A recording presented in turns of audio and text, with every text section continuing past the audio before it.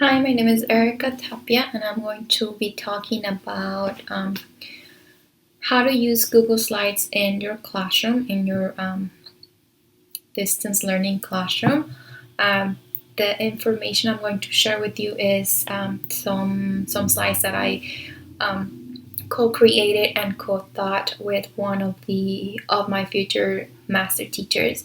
And the idea of this is just to give my classmates, especially those who are going to be working in the language classroom, an idea of how to incorporate Google Slides into their teaching. One of the things you want to do outside of your content is set the tone for the lesson. Community building is very important in the online environment because students don't have the same opportunities they have in the conventional classroom to create community within the classroom. So it is very important that you work on that every single day. And one of the ways my future mentor, my future master teacher is been doing this is by using questions like this one, the one you see in the screen, just to get students talking about something, just to create that community between students and question. The previous one, the one that you saw at the beginning, students could answer in English. That was just to create a positive environment for the day. But this one had to be answered in Spanish because this is more related to the content. That's why we gave them possibilities or options so they could use the vocabulary and some of these options to try to put something together in the target language.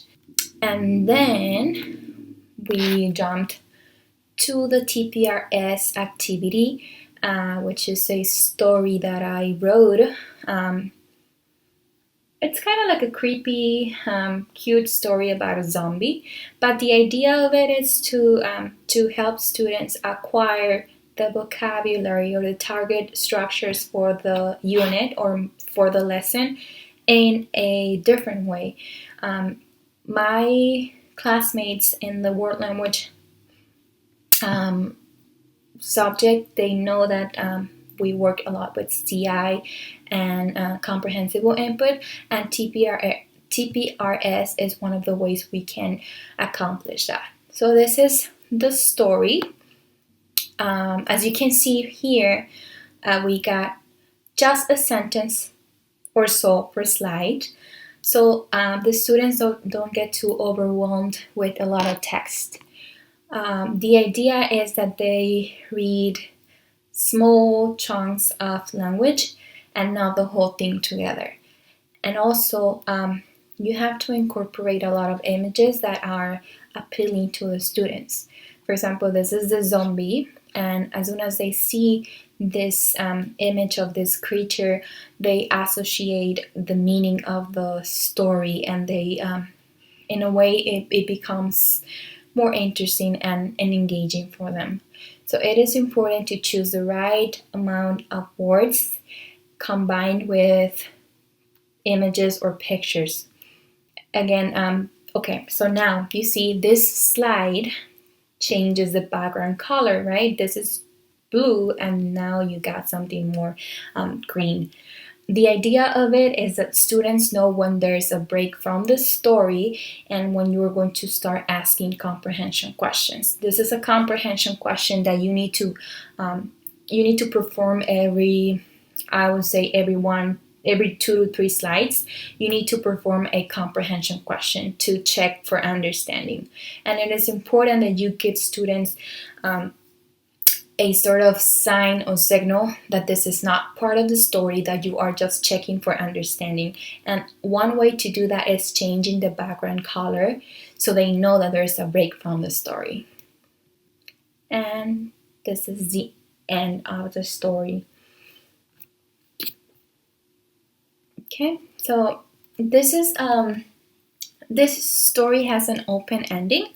So this gives you the chance to continue with this information, with this content in another lesson. What we decided to do was to ask the students to give the story an end. We gave them some options.